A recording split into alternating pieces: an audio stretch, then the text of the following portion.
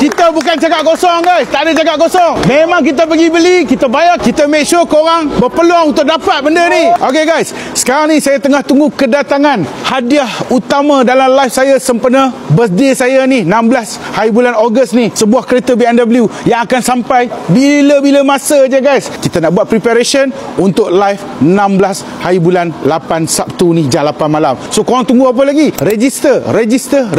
Jangan lupa. Okay, kita tunggu kejap lagi sampai. Okay, standby. Okay, yang ditunggu-tunggu dah tiba. Dah sampai dah guys.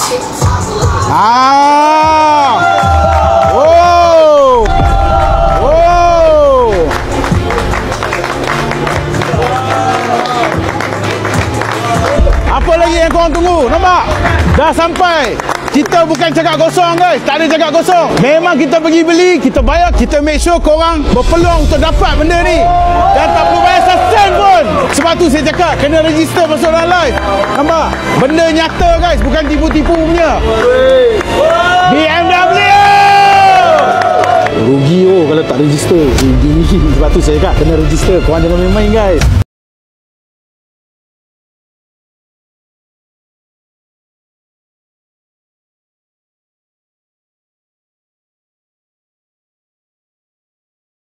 Alhamdulillah.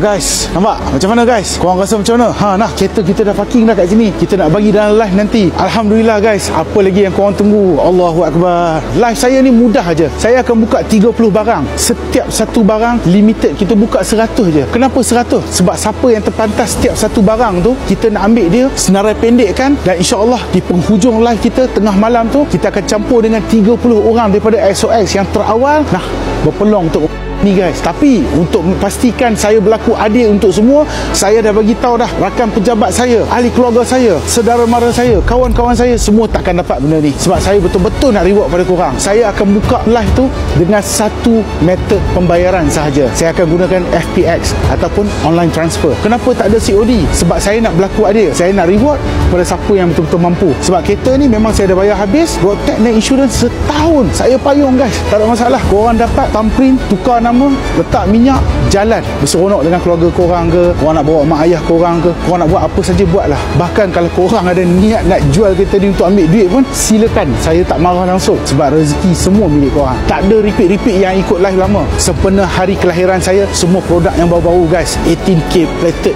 gold guys. Apa korang nak dapat lagi? Moissanite diamond lagi. Semuanya peluang insyaAllah sama rata. Kalau korang betul-betul berminat, masuk guys, register dalam live, bagi tahu pada saudara mara, kawan-kawan apa semua. Mana tahu yang betul-betul memerlukan kereta, mungkin rezeki dia orang malam tu. So Cikgu Syahri nak mengundurkan diri dulu. Ini bukan ni mimpi guys, ini reality.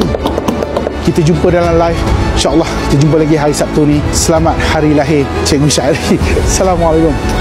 Jumpa kami 16 Ogos Sabtu jam 8 malam di live birthday Cikgu Syahri. The Moissanite King. Yeah.